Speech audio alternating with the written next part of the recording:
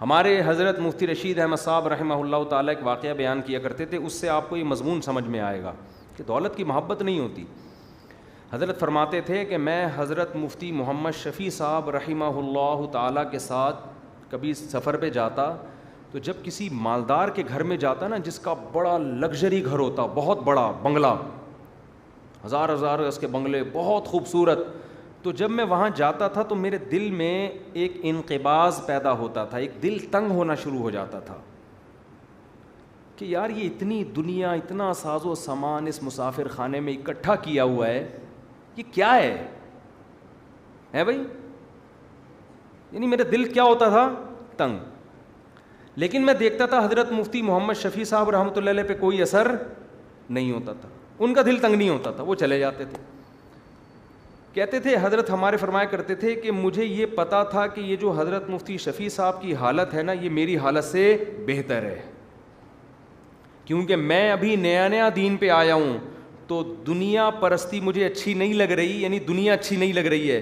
لیکن جب انسان میں کمال پیدا ہوتا ہے تو دنیا کا ہونا اور نہ ہونا برابر ہو جاتا ہے. کہا یہ اس مقام پہ پہنچ چکے ہیں کہ ان کی نظر میں اس بنگلے سے ان کو کوئی طبیعت خراب بھی نہیں ہو رہی، ویلیو نہیں رہی ہے. ہماری نظر میں ویلیو ہے، تبھی دیکھ کے ہم دیکھو. اس کی مثال ایسے ہے، آپ جب کسی کوئی دشمن ہو لیکن آپ کی نظر میں اس کی ویلیو ہو تو آپ کو اس دشمن سے نفرت ہوگی نا.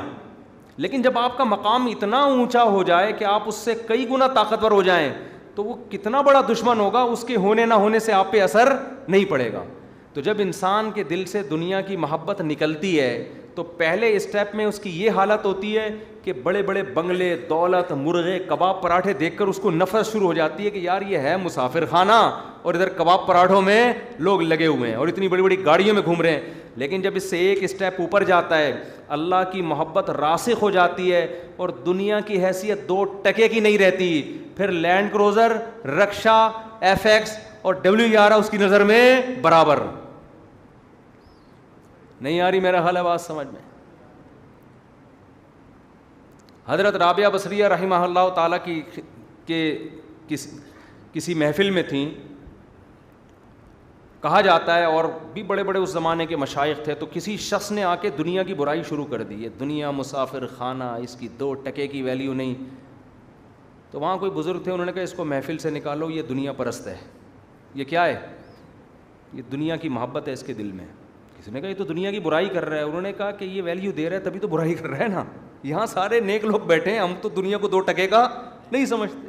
ہم تو برائی اتنی بھی لفٹ نہیں کرانے کے لیے تیار کہ اس کو ہم برائی سمجھیں. یہ تو کیا ہے، اس کی کیا ویلیو ہے؟ سمجھ میں نہیں آ رہی میرا خیال ہے بات. تو آپ جب چھوٹے ظرف کے ساتھ دیکھو گے نا کہ اتنا بڑا بنگلہ، اتنی بڑی گاڑی، یہ عیاشی، چھوٹے ظرف کے ساتھ یہ چیزیں واقعی اعتراض. جب بڑا ظرف ہو جاتا ہے تو یہ گاڑی واڑیوں کی ویلیو 2 ٹکے کی بولو نہیں رہتی، کچھ بھی نہیں ہے. یہ بنگلے، گاڑیاں صرف شادیوں کی رہ جاتی ہے آخر میں، معذرت کے ساتھ.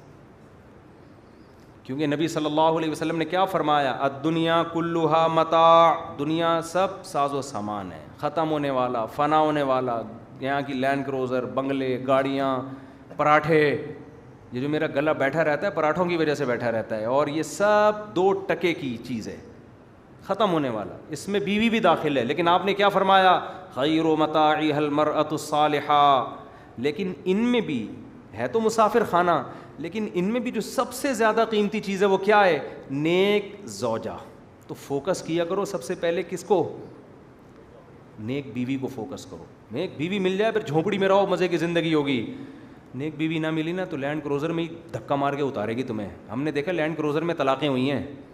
ہاں، بیگم کو لینڈ کروزر میں لا کے گھما رہا ہے، وہیں پھٹا ہو گیا. ادھر یہ یوں کیوں چلا رہا ہے، یوں کیوں نہیں چلا رہا ادھر موڑ میری ماں کے گھر کی طرف، تو اپنے ابا کے گھر کی طرف کیوں جا رہا ہے، وہیں پھٹا ہوتا ہے. میرے پاس بڑے بڑے مالدار، ایک تو پرانا قصہ، ایک صاحب آئے، ان کا بہت بڑا شو روم تھا. کہاں تھا یہ نہیں بتاؤں گا، پھر وہ سمجھ جائیں گے نا. آپ لوگ تو نہیں، خیر کوئی ایسا نہ ان کے ریلیٹیو سمجھ جائے. دوسرے کنٹری میں بہت بڑا گاڑیوں کا شو روم. بیگم کو انہوں نے حج بھی کرا دیا، بیگم کو انہوں نے کروڑوں روپے میں کھلایا. لیکن وہ بیچارہ بد اخلاقی کی وجہ سے نا بیگم کی ایسا میرے پاس ایسے کانپتا ہوا آیا تھا. میں نے کہا یار اتنا پیسہ اس بندے کے پاس ہے، زندگی برباد.